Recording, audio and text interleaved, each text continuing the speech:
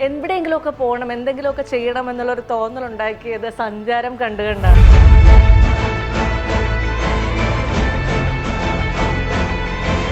യാത്ര എന്ന് പറയുന്നത് എൻ്റെ പാഷനാണ്. പക്ഷേ ആ പാഷൻ ഞാൻ എൻ്റെ ഒരു സംരംഭം കൂടി ആക്കി മാറ്റി. 2004 ഡിജിറ്റൽ കണ്ടന്റ് തുടങ്ങിയ പ്രസ്ഥാനമല്ലേ അവൻ്റെ അങ്കിൾ പ്രൊഫസർ എന്നൊക്കെ പറഞ്ഞ അന്നത്തെ കുട്ടികൾക്ക് ഞങ്ങൾ എത്തിച്ചു കൊടുത്തിരുന്നത് അന്ന് CD-കളിലായിരുന്നു ഈ കണ്ടന്റ്. 10-15 വർഷം മുമ്പായിരുന്നത്. ഓരോ വെല്ലുവിളികളും പ്രതിസന്ധികളെയും അതിജീവിച്ച ഓരോ ദിവസവും നമ്മൾ മുന്നോട്ട് പോകുന്നത്. പച്ച മലയാളത്തിൽ പറഞ്ഞാൽ നിങ്ങൾക്ക് പണി അറിയാമെങ്കിൽ നിങ്ങളെ ആരും തോൽപ്പിക്കുകയില്ല. പണി അറിയാം. ചിലർ ഗൾഫിൽ കാശ് ഉണ്ടാക്കിയ കാശുമായിട്ട് ഇവിടെ വന്ന് ചായക്കട തുടങ്ങും. പൊട്ടിപ്പോകുന്നത് എന്തുകൊണ്ടാണ്? ആ പണി അറിയില്ല, അതിന്റെ മർമ്മം അറിയില്ല. എന്നാൽ തൊട്ടപ്പുറം വേറൊരുത്തന്നെ അതേപോലെ ചായക്കട നടത്തി ഏറ്റവും മിനിമം സ്റ്റാഫിനെ വെച്ച് എങ്ങനെ കൂടുതൽ പ്രൊഡക്ടിവിറ്റി ഉണ്ടാക്കാമെന്ന് അവനറിയാം.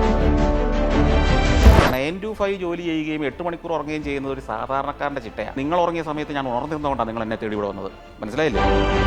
എല്ലാ ദിവസവും ടെൻഷനുള്ള ജോലിക്കാരുണ്ട്. ഇപ്പോൾ മോഹൻലാൽ അല്ലെങ്കിൽ മമ്മൂട്ടി ഒരു മാസം എത്ര സിനിമകൾ വരെ അഭിനയിച്ചിട്ടുണ്ടെന്ന് നിങ്ങൾക്കറിയോ? പ്രേം നസീർ പകൽ മുഴുവൻ ഒരു കമ്പനിക്ക് കോൾ ഷീറ്റ് കൊടുത്തിട്ട് രാത്രി വേറൊരു കമ്പനിക്ക് കോൾ ഷീറ്റ് കൊടുത്ത് അഭിനയിച്ച കഥകൾ എത്രയോ കേട്ടിട്ടുണ്ട്.